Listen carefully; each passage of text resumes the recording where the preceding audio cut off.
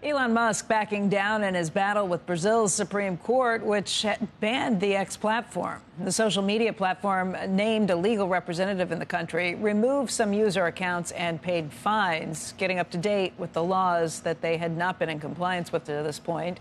Joining us right now is Tim Higgins. He's the Wall Street Journal business columnist and a CNBC contributor. And a lot to talk about with Musk. But, Tim, why don't we start here, what this means? He took a stance against some of the free speech issues that had been pushed forward. What are the latest developments? Yeah, the judge wants the proper paperwork to be filed, given a few days to do that. Then we'll see the next step. Really kind of surprising, given all the rhetoric in the last few weeks by Elon, just about the strong stand that he was taking. Frankly, a little unclear why now. Perhaps it's because the company's been losing money there. It has been spreading to its Starlink operations in Brazil, the satellite-based communication network that it has, those accounts being frozen. So seeing some contagion to the companies outside of X that Elon has. But yeah, took a stand, but now seems to be backing down.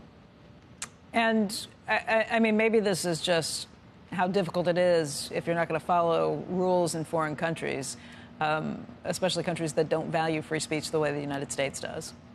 Right. Elon says that X follows the rule of the land where he operates. Here in Brazil, or in Brazil, where the X was facing this challenge, he was saying that the country wasn't following the rule of the law. That's why he was taking this stand. But yeah, getting it to this idea, it's hard to stand up against a country where you're trying to operate in. It was either an option of losing money or going out, basically not being in business there, or getting back into business. And most companies, it would seem, don't take these kind of principled stands. That's what was so unique in this situation, to see Elon really being public about what he was doing in a way that, people were applauding outside of Brazil.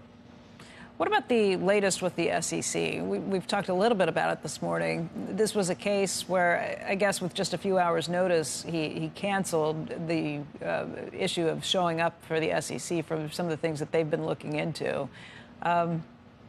What's wrong with that? If this was a last-minute cancellation, or was this standing them up?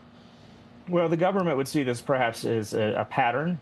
He's done it before. A cynic might look at this and say that Elon is essentially trying to run out the clock, waiting for a new administration to take over. He's betting that former President Donald Trump will be in the White House, and he's been obviously gotten very close to that potential president in the last few months and weeks. So, it's a little unclear. He doesn't exactly have the warm and cuddly relationship with the SEC going back a number of years.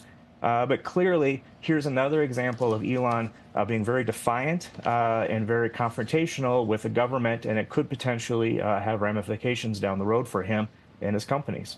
It was the Trump SEC that originally brought that case in a situation with 420, going public at 420. That was Trump's original SEC that did it.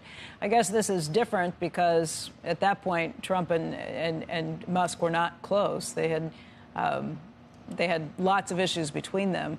How would it work if Musk were to take some sort of I don't know if it's a government role or just an oversight position of looking at regulatory oversight and bloat when it comes to the government? Well, that's a good question. It's one a lot of people are asking about. I mean, you've seen in the last few weeks Elon being pretty aggressive in his criticism against government agencies that he feels like are in the way of his companies. I think of the comments in the last week about the FAA.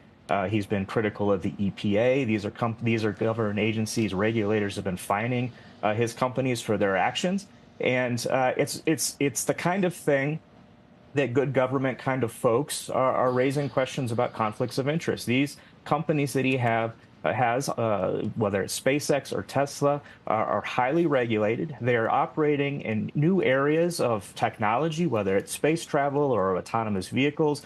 Gray kind of areas where he's very aggressive in pushing back against regulators as they're trying to figure out ways to essentially kind of regulate this new world. It's been an effective tactic for him in the last 20 years or so.